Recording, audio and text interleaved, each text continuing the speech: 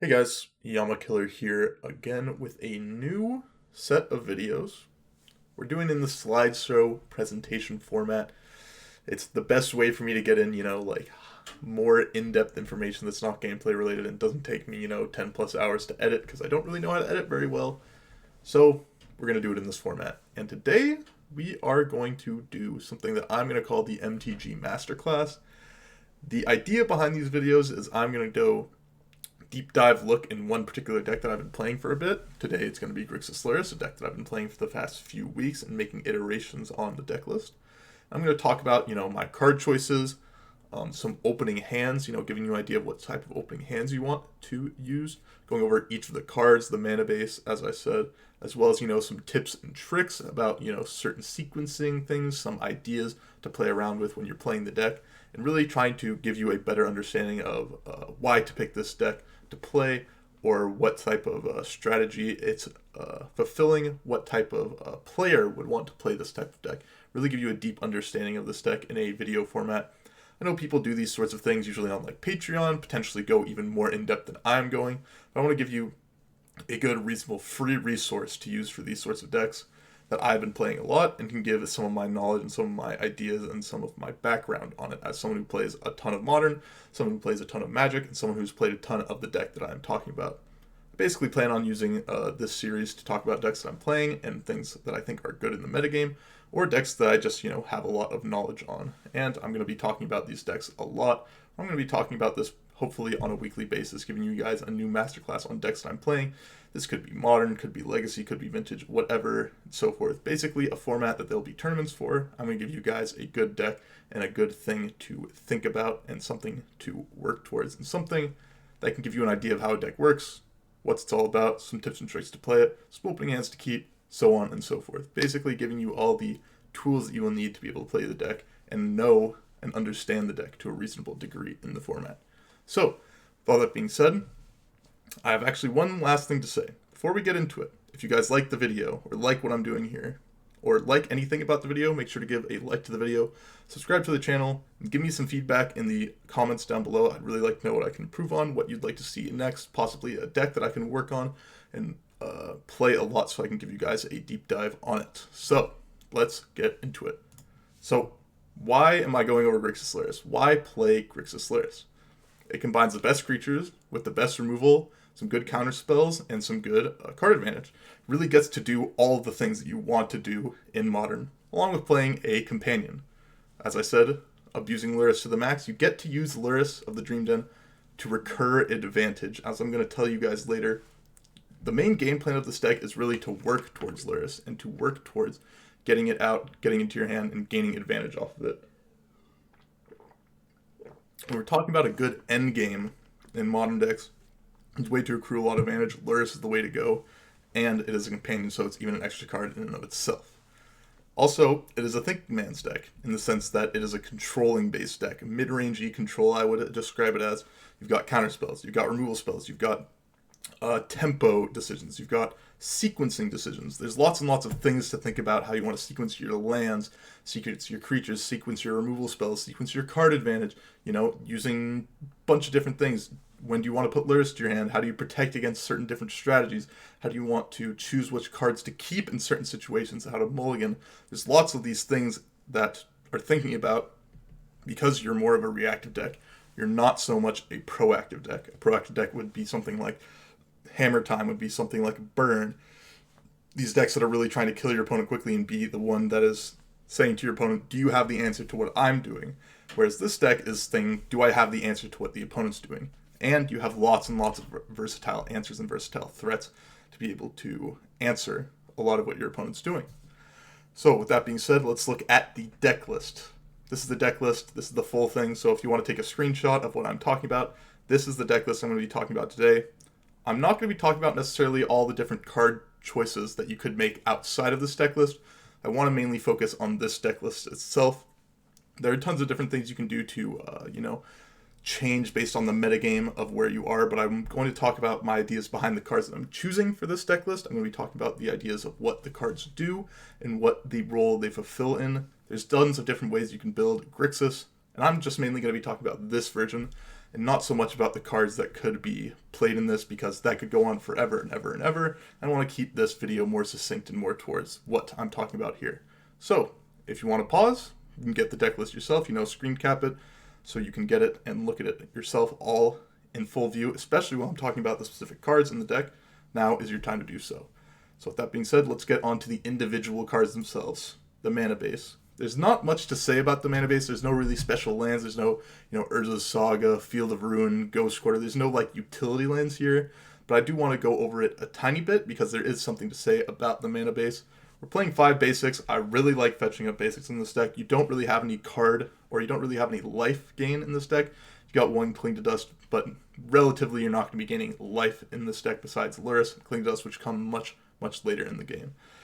And you want to play around Blood Moon, and with that being said, 2 Swamps for Lurrus, 2 Islands because you've got lots of different blue cards. The deck list originally had Memory Deluge in it, so I could see possibly cutting back on an island, but I've been very, very big fan of having 2 Swamps and 2 Islands in the deck to be able to fetch when you don't want to be taking too much life.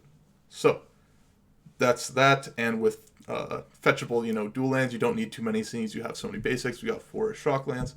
And this deck usually tries to get up to 4, 5, 6, 7, 8 mana sometimes. The games go long. This is a long, controlling, mid-rangey deck. So you don't want to have too many fast lands that come into play tapped, especially with a card like Snapcaster Mage, that you want to have your 4th or 5th mana when snapping back a Kolaghan's Command or snapping back, Expressive Iteration to be able to play your 5th land or another spell. So you don't want to have too many fast lands. The idea is to be able to hit your colors. You want to be able to hit your colors. You are playing a 3-color deck. You are color intensive. But because you're going to have so many lands, you're churning through your deck so much. You do want to have, basics. You want to not be taking too much life off of your mana base, and so on and so forth. So that's just some of the ideas behind this mana base. There's nothing too fancy about it. Just a few fast lands, a few shock lands, 8 fetches, all these things to be expected in a 3-color deck. Let's move on to the creatures. Originally, this deck list that I saw of Grixis Lurrus, it was not playing Dragon Rage Channeler. It was only playing Ragavan and Snapcaster Mage. But I want to talk about the upside to playing Dragon Rage Channeler in this style of deck. Even though you're more on the controlling side, why I wanted to play Dragon Rage Channeler. The first reason I had was there were many games where I was getting to turn 10, 11, 12, even as early as turn 8, where I was going okay, I can't really play out Ragavan because they have some good answers to it. I can only really play 1 Ragavan out at a time. So if they have a Wall of Omens, if they have some sort of creature on the battlefield, so Ragavan can't attack, I can't play 2 of them to, get through. And I was having a really hard time closing out the games. I've had, I've got the spells to really answer what my opponent's doing, but I can't really close out the game, giving my opponents time to possibly draw out of the situation. And what I found with Dragon Rage Channeler is that it gives you certain game plans, which, in combo matchups specifically, or decks where you want to kill your opponent quicker, burn and such, where you want to close the door on them, not give them too many draw steps.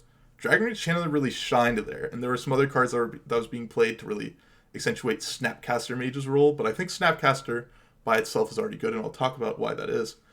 So I took out these cards that were a little bit, on the lower power level side, and I added what I think to be possibly the third, maybe top 5 creature of all time, Dragon Rage Channeler. It fixes your draw steps, so it makes it so keeping 1-landers are a lot more reasonable, where you have a 1-lander that's a red land, plus Dragon Rage Channeler, plus a Mishra's Bauble really lets you get to your second land a lot easier. And it allows you to close out games. The deck has problems closing out games, and Dragon Rage Channeler really fixes that. And you also have some games where you gotta go Dragon Rage Channeler turn 1, Dragon Rage Channeler turn 2, a Mishra's Bauble plus something else, and you just have 6 power in the air, you just kill your opponent incredibly quickly. So it gives you some weird free wins. It makes your draw steps better. I was having problems where in the mid to late game I would sometimes draw too many lands, and it really helps you filter your draw steps. You basically don't have a bad draw step ever again if you have Dragon Rage Channeler out and your opponent doesn't deal with it. And you have a 3/3 flying card that beats your opponent.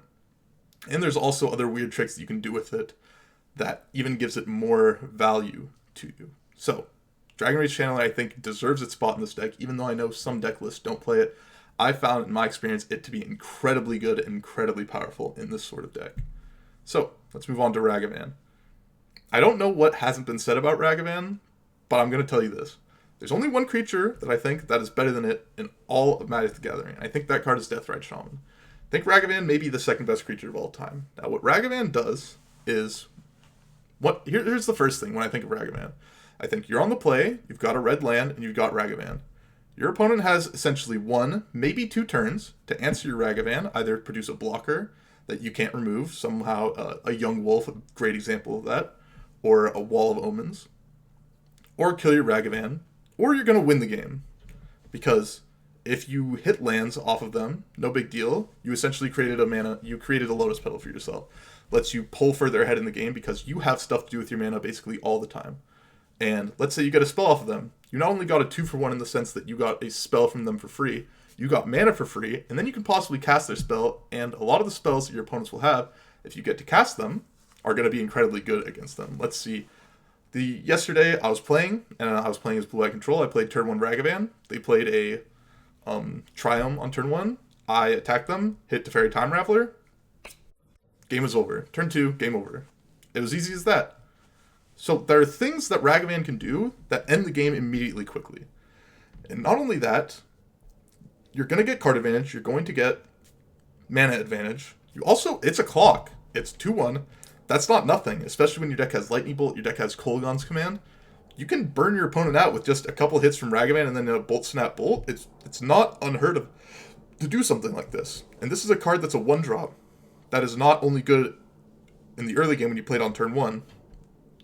In late games, let's say you're both top decking, you play Ragavan, your opponent doesn't deal with it, they lose the game. If it's like a Goblin Guide or a Swift Spear and you don't really have anything to go with it, they're a high life total, no big deal for them. But with Ragavan, you can immediately attack with it because of the dash cost, and when you have a lot of mana, you can dash pretty easily. It just takes cards from them, and you produce even more card advantage, and you really get a snowball with it. So basically, what I'm trying to say here, I talked a lot about Ragavan. You want to have Ragavan in your red decks. If you're playing red, except for in very specific cases, either combo decks or maybe even burn, you're hyper aggressive, you don't want to play Ragavan. Everywhere else, you should be trying to play Ragavan and play it. It's the best creature in Modern that's currently legal. Highly, highly suggest playing this at all costs. That's not to say that you shouldn't sideboard it out in certain matchups. I think it's definitely sideboardable out in a matchup like Hammer Time, where you're basically never going to get in. You're going to be trading down on mana against a card like Memnite. But it's still one of the best possible cards you could play in your deck. Finally, the last creature, Snapcaster Mage. You are playing so many good Snapcaster Mage targets, let alone, Unholy Heat, Lightning Bolt, which are the regular targets. You're playing Kolaghan's Command with Snapcaster Mage. You really get to loop a lot of creatures out of your graveyard. You get to loop a lot of advantage. You got Snapcaster Mage plus Express Federation, which gets you, 3 cards worth of cards, because you get a card to your hand, play the card off exile. You got your Snapcaster Mage. That's a 3-for-1, just right there. And you have cards like Drowning Log, so you've got counterspells. You really have the whole package of things to be doing with Snapcaster Mage. You've got card advantage, counterspells, removal spells, 3-for-1s, artifact removal. You've got so much you can be doing with Snapcaster Mage. Let alone, against combo, you also have, Inquisition of Kozilek's and Kolaghan's Commands to flashback to do discard, kill artifacts and such. You really get the whole package here with Snapcaster Mage. It's going to also be flashing back cheap spells, so you got to be doing it early as turn 3, or even turn 2 if you have Ragavan. And really, I couldn't imagine a better deck for Snapcaster Mage to be in than this deck. And when you have Lurrus in your deck as well, let's say you play Lurrus, you play Snapcaster Mage, then you get a flashback, something else. It really compounds on itself. It all really works together. And we'll be talking about Lurrus a bit later, as that's, not quite, in the creature sense, in that you get to play 4 of it, and you get to play it in your main deck. So, we talked about the creatures. Our creature package, while small, is incredibly effective.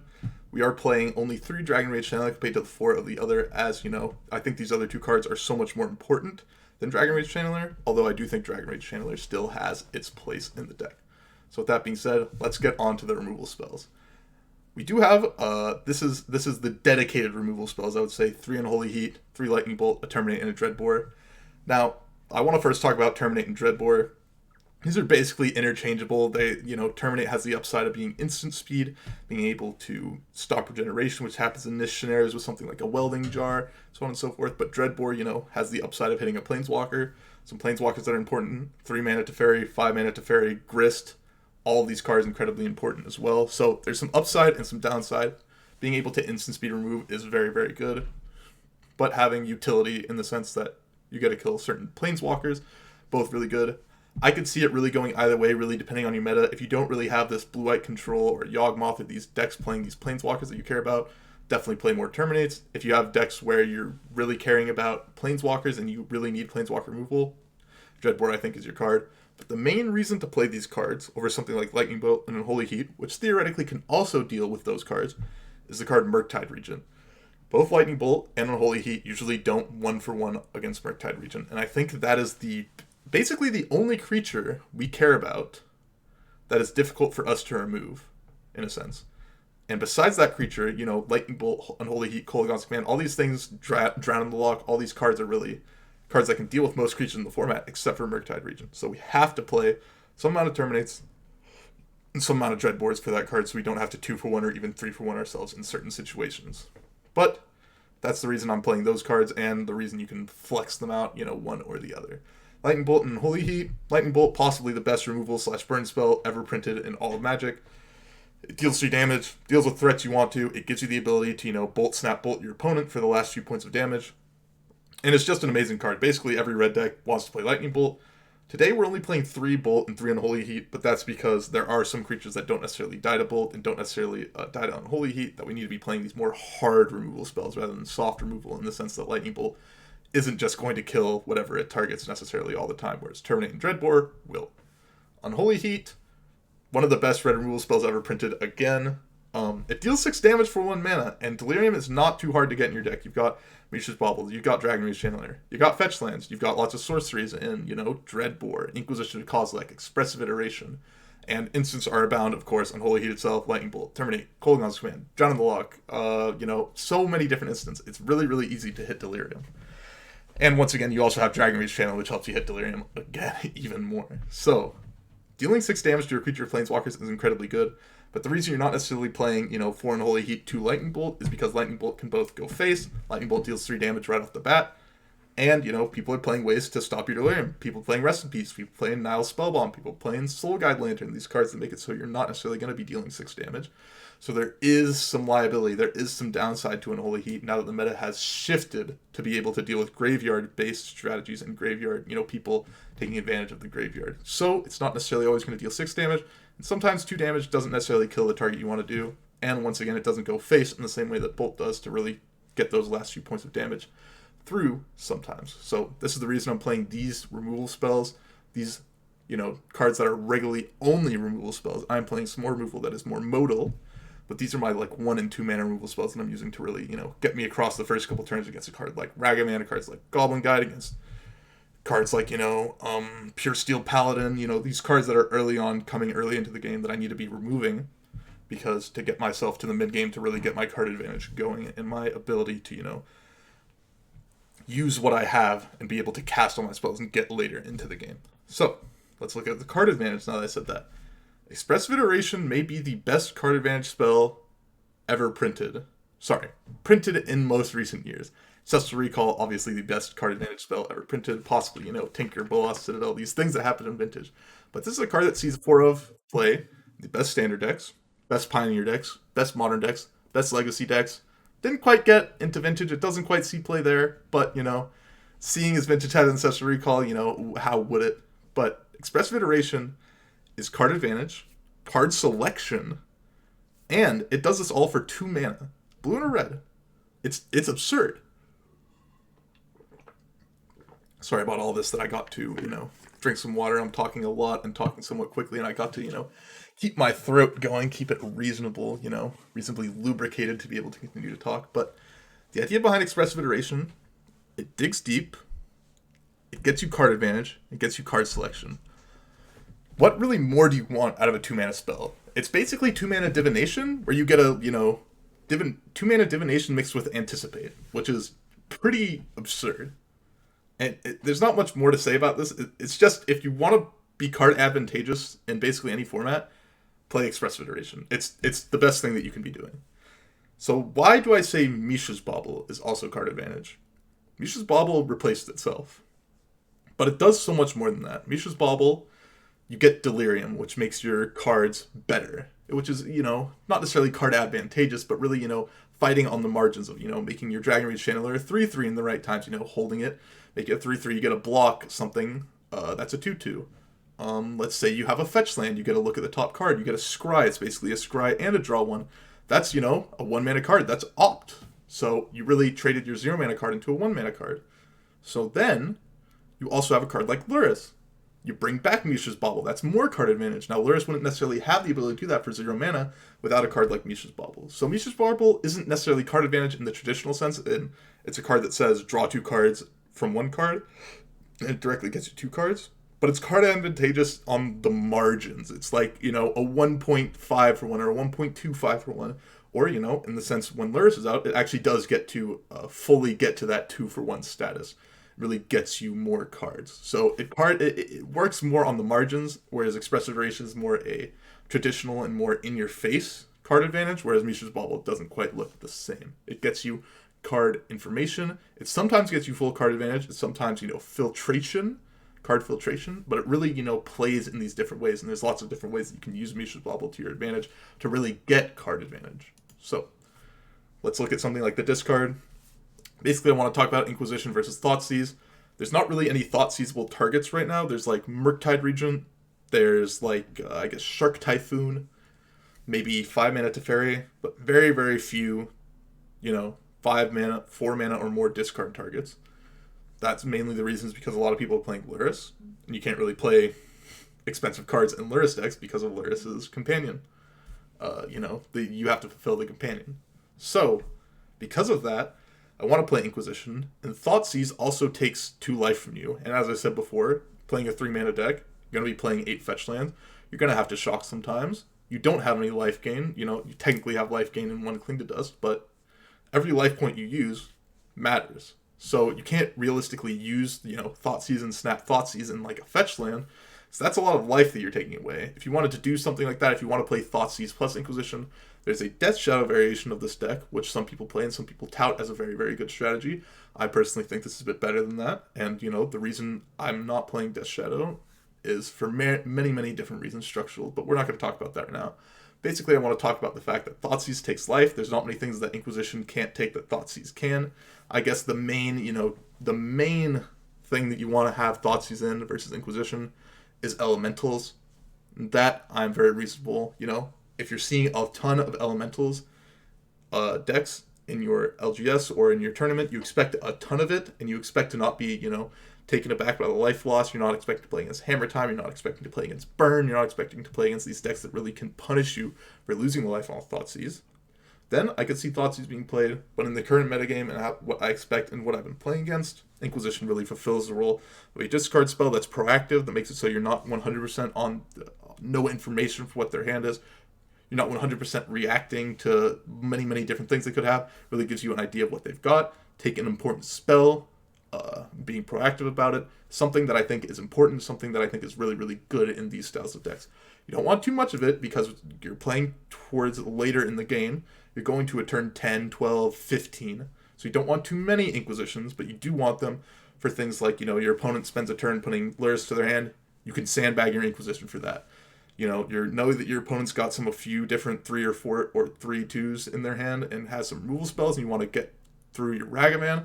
Leave them with a Sorcery Speed removal spell and dash them. You get information, you get to take a card out of their hand. There's really a lot to be gained from Inquisition Kozilek. So, let us move into our Modal Spells. Now, I didn't talk about these cards in the removal. I didn't talk about these cards in card advantage. Ooh, sorry about that cough, but I didn't talk about these cards then because of the fact that you can't box them in one of these things. Kolaghan's Command is a removal spell, it's a card advantage spell, it's artifact removal, and, it's discard. It plays so many different roles. It's really a modal spell that you get a lot of advantage off of it. This is a 3-mana card advantage spell, but, it's also like a 2-for-1, not necessarily in cards that are like drawing cards, but it's kill your artifact, deal 2 damage to your creature to kill it. I'm going to return my Snapcaster Mage and make you discard your card. I'm going to do these things. It is card advantage, but at times, it is only a 1-for-1. Sometimes you just have to kill their Chalice of the Void and they have no cards in hand, so you deal them 2 damage that doesn't really do anything. Or you have to kill a creature, you have to just return a card. There's times where it's not necessarily 2-for-1, though largely it is. but it gives you a lot of decisions on what type of 2-for-1 you get, because sometimes this card is incredibly good, and sometimes it's medium, sometimes it does nearly nothing. But on its highest potential, something like against Hammer Time, you get to kill a creature and destroy their hammer. Something against, Blue Eye Control, you get to destroy their Chalice and return your Snapcaster Mage. Something against... You get the idea. There's lots of potential in Kolaghan's Command, and it really plays well to what your deck is doing, which is going to the long game and accruing incremental advantage from these cards. So Kolaghan's Command is a card that I'm playing a 3 of in this deck. You can't really play 4 Kolaghan's Commands because it's a little bit expensive still, but it's a card you want to see fairly often in your games. Now let's move on to Drown in the Loch. You're not playing any cards like straight Counterspell in your deck, but Drown in the Loch against most of the decks you're going to play against is essentially Counterspell, Removal Spell hybrid.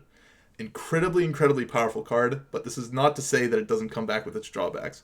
Let's say you're playing against Tron. Very hard to counter Karn Liberated against Tron. You're playing as Blue Eye Control, they flash in a Solitude off of Evoke early on. Gonna be hard to counter that, Sometimes it doesn't quite kill or counter the things you need to, but it does it so often, and the fact that it is both a modal spell, that is removal spell and counterspell, when it is functional, when it is good against the decks, which I think it is largely good against decks in the metagame right now, is a card you want to see early, often, and basically throughout the entire game is going to be incredibly powerful, and a card that I'm very happy to play as a 4-0. The metagame which would need to very heavily shift for me to not play 4 of this in my Grixis deck going forward.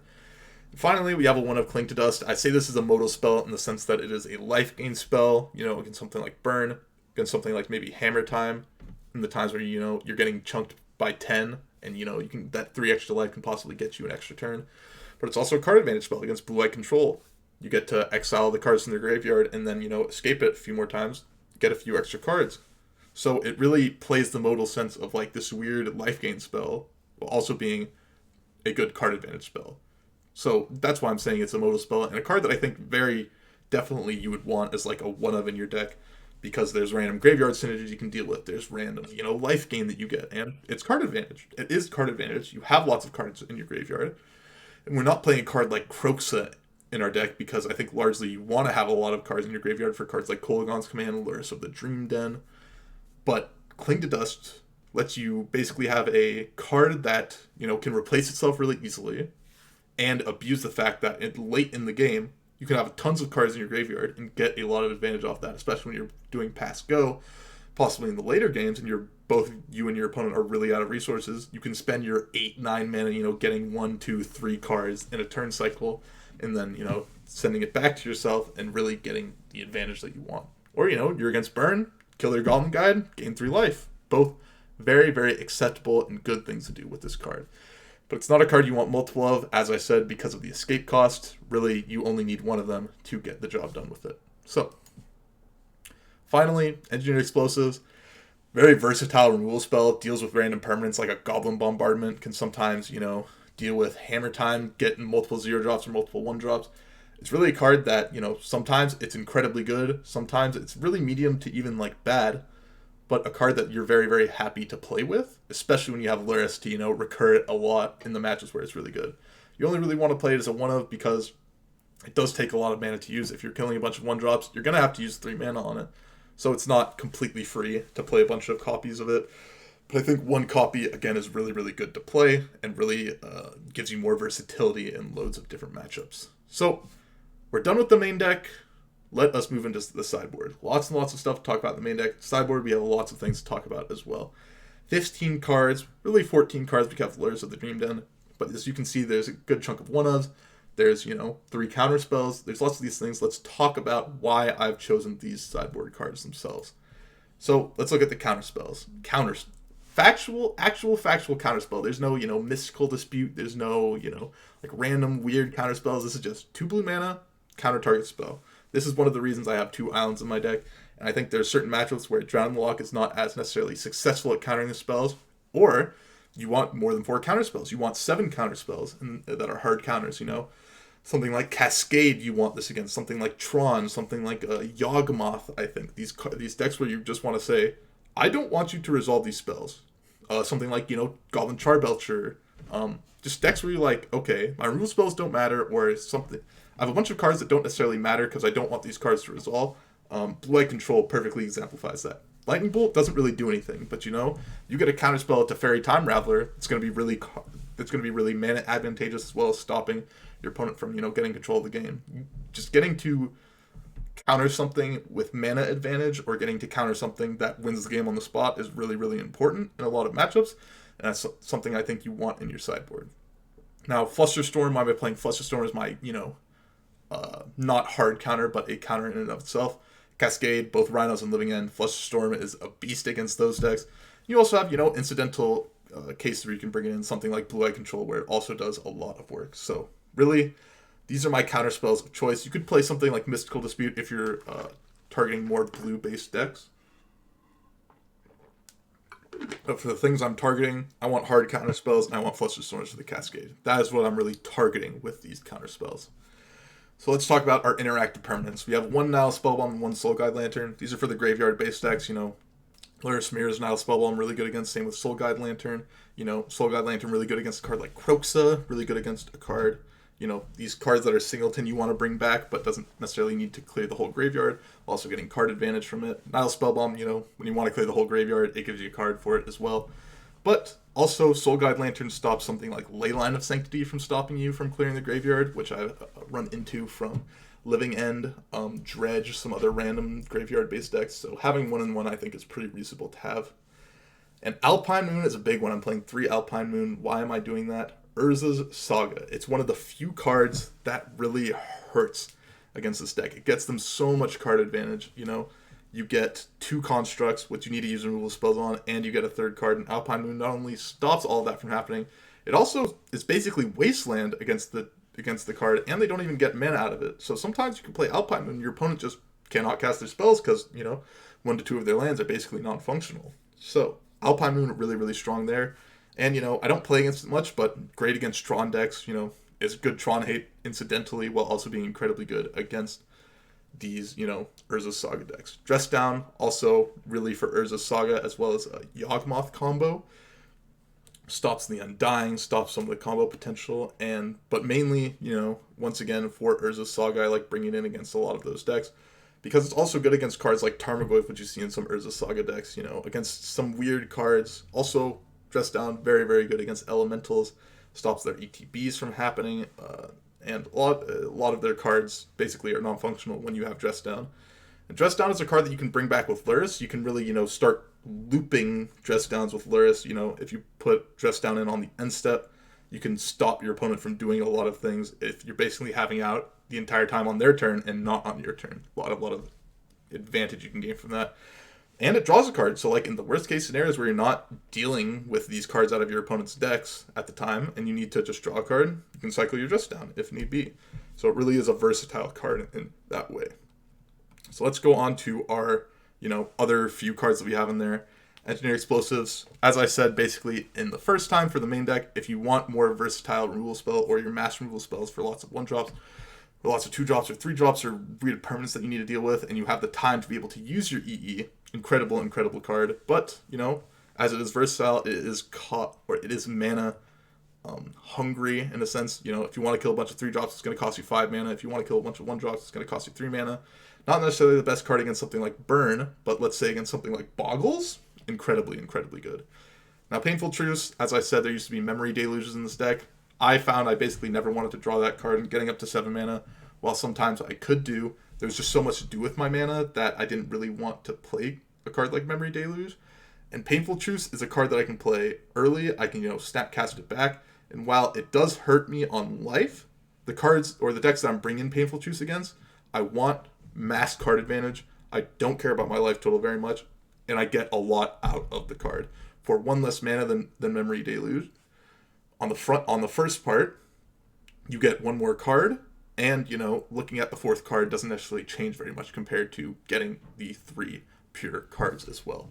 Painful Truce is the one card that I'm a little bit iffy on. I'm not quite sure if it's the card that I wanted quite yet, but every time I've drawn it that I've sideboarded in, I've been very, very happy with it. So that's the end of the sideboard. Actually, it's not the end. I thought it was the end, but I forgot about this one little card. The best card in Modern, Lurrus. This is the main reason to be playing this deck over like other mid-range or control decks. You get to play your entire game plan. You get to play in a sense that you're controlling the board, you're countering their spells, you're removing their creatures.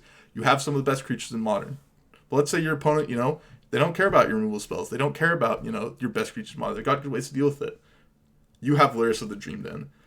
This card, you get an extra card from Lurrus because you have the companion mechanic. Pay 3 mana, draw a card. And it's always going to be good because it's Lurrus of the Dream Den. Now, when you resolve Lurrus, you almost always have something to get back. A Ragavan, a DRC, a Mishra's Bauble, just purely another card. So almost always you're getting a 2 for 0 in a sense. Because your opponent has to deal with Lurrus. That's a card. And you get a card out of the graveyard. So that's another card. But you didn't actually actually spend a card getting Lurrus. You had to spend 3 mana on Lurrus. And another 3 mana, I guess. So 6 mana in total to get these 2 cards. One from your opponent, one from yourself. So you're really gaining a ton of advantage. And if your opponent kills it and doesn't exile it, you have a card like Kolaghan's Command. You can just play towards, okay, I'm going to play Lurrus, get a Mishra's Bauble back. Oh, you have a removal spell? Sure. Kolaghan's Command, bring back Lurrus, make you discard a card.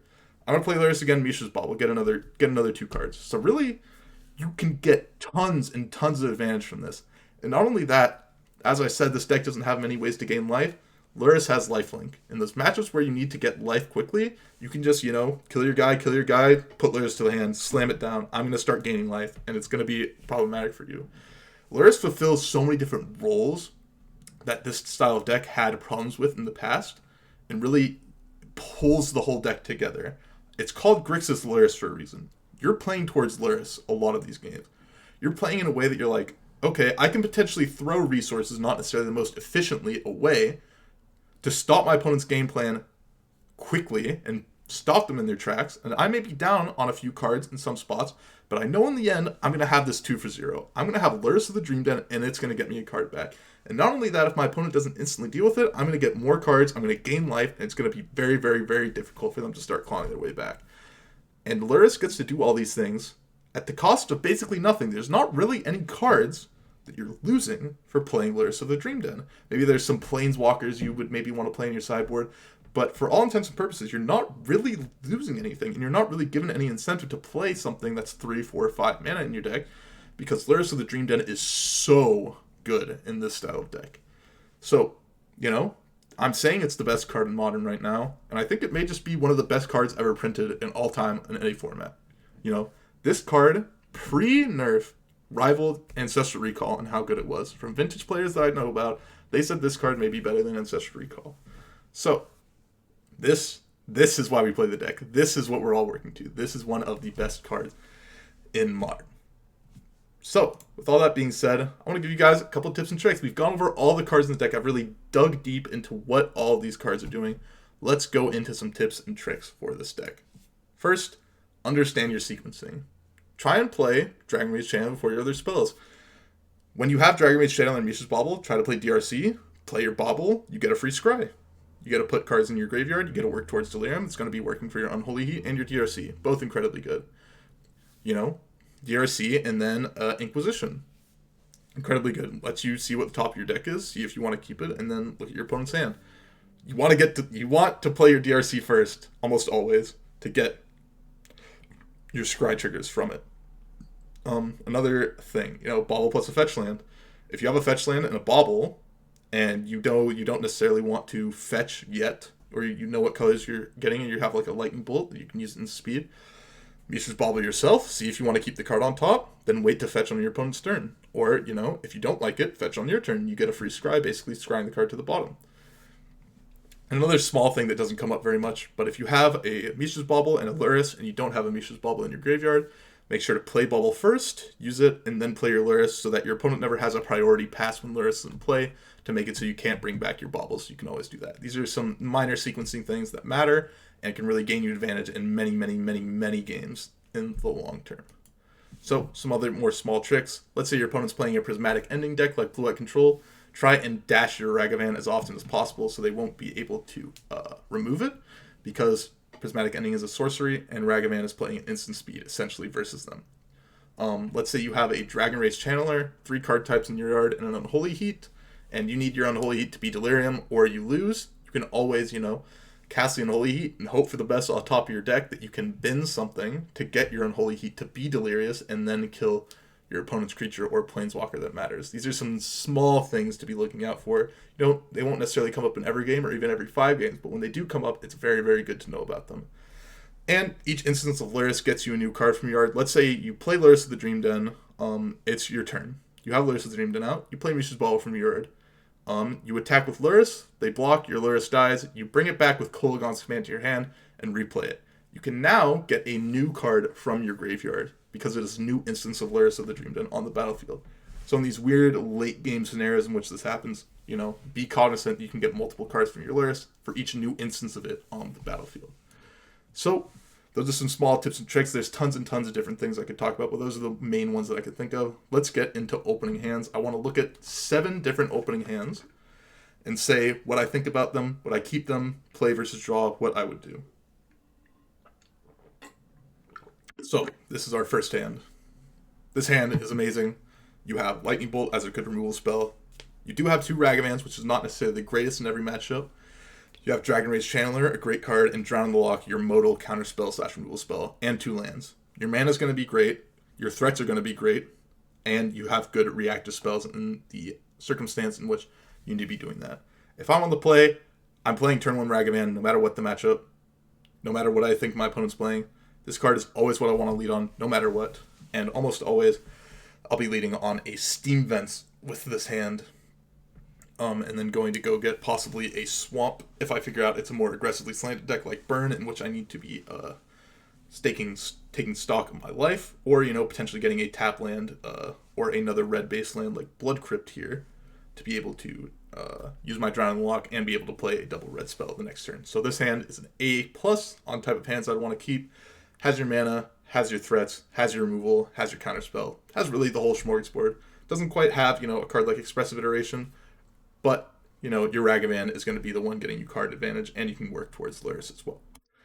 Let's look at another hand. This hand, not as good as the last one, but still very, very keepable. You've got a turn 1 Ragavan on the play. If you see you need to be dealing with your opponent on a discard type basis, you can play Inquisition. The one thing that this hand is missing is a Lightning Bolt or an Unholy Heat. So if you're on the draw and your opponent has a turn 1 Ragavan or DRC, you're going to be looking a bit more in the weeds. You're not going to be as comfortable in this hand. But this is a hand that I'd be happy to keep on the play, especially on the draw. I'm a bit more wary, but still very keepable. Turn 1 Ragavan, incredibly good. You've got discard. You've got a Kolaghan's Command to really get you card advantage. Your mana is going to be working for you, although you are a bit more mana heavy. This is still a hand that I would be very, very happy to keep. Definitely more on like the C to B side, but very, very happy to keep this hand.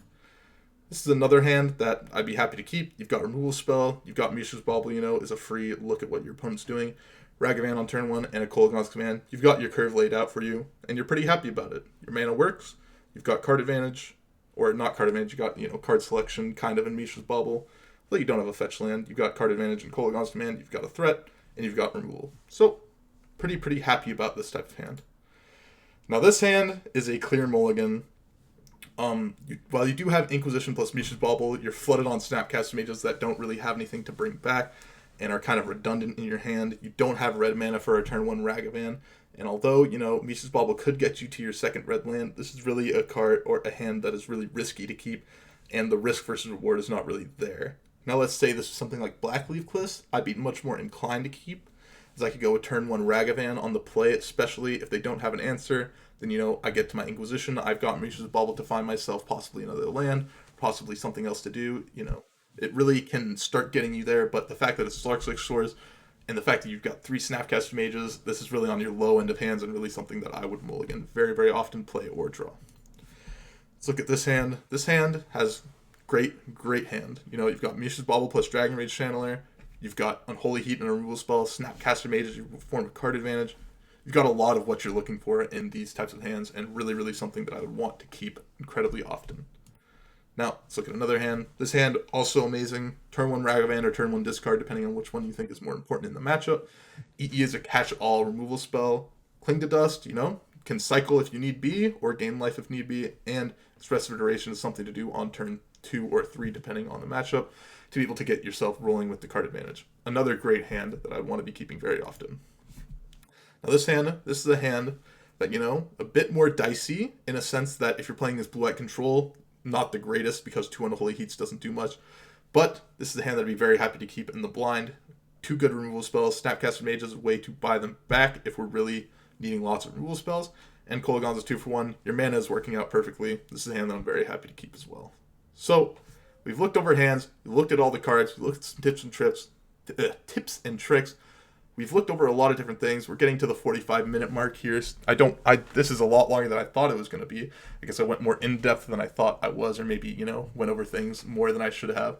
But this is the Masterclass series, basically. This is what I wanted to be. I wanted to look over all the cards, look at some hands, look at some tips and tricks, look at what the cards are doing, what the reasoning for being in the deck, the sideboard, the main deck, all these things, and really give you an idea of why you want to play these decks, what the cards are doing, how they work, and, you know, some opening hands, as I said, looking at ways and why you want to keep certain hands, and why to play the deck.